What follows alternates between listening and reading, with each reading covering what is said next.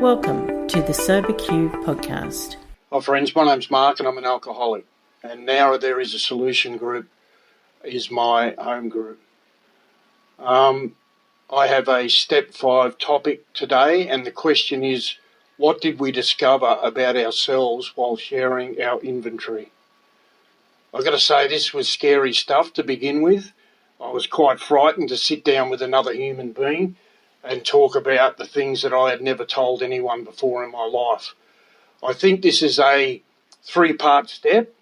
I'm asked to admit it to God first, then myself, then another human being. And that's the scariest part at the end, another human being. But when I did do this, I had a written inventory. A matter of fact, I had 3 of them. I had written a resentment inventory out of the big book in columns, a fear inventory the same way, and a sex conduct and harms done to others inventory.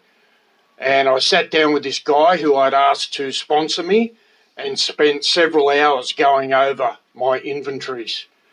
And some of the things I discovered about myself, the first thing I discovered is I had made myself a victim.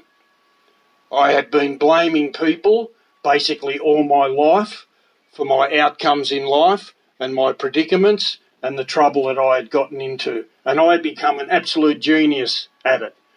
And I know Bill W. in some of his writings says that alcoholics are the world champions of justification. And that certainly fits me. That's what I was. I could justify anything, and I was a genius at pointing the finger and blaming others. So I had made myself a victim, basically, of my own negative thoughts, my own negative emotions through my resentments and fears mainly. But when I got to this process and started to discuss it with another person, I realised that there was no one left to blame. And that's a really good place to be in recovery, is when there's no one left to blame, I could finally take responsibility for my own life and start to move forward towards freedom. Another thing that I learned that was important about this was the idea of objective feedback. A solitary self-appraisal is not enough for me. I needed feedback of someone who could objectively look at the resentments I had in particular and look at those relationships and how I had made lots of mistakes along the way that had caused my basic grief and pain.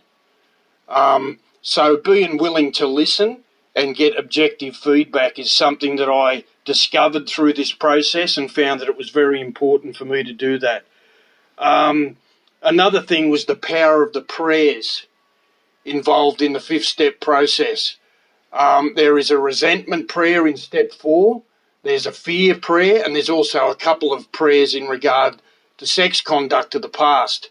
And as I went through these processes of the inventory through the spiritual exercises and moved across the columns, I was continually using prayer to sort of shift my attitude and get out of the victim seat and into this space where I could see the exact nature of my wrongs rather than blaming them. So that's very important. I think it's a really important part of the process is the prayer process. And I was willing to look at that, willing to look at my own mistakes. And then after I'd done this and finished the 5th step, like I said, which took several hours to go through with this man that I sat down with, I became willing to let go of these things in step 6. And in step 7, I asked God to remove them.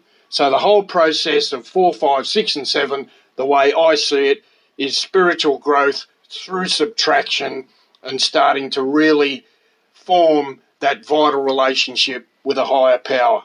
Thanks for caring and sharing. If you would like to share your experience on a recovery question, visit the SoberQ podcast website at soberq.com. Thanks for listening.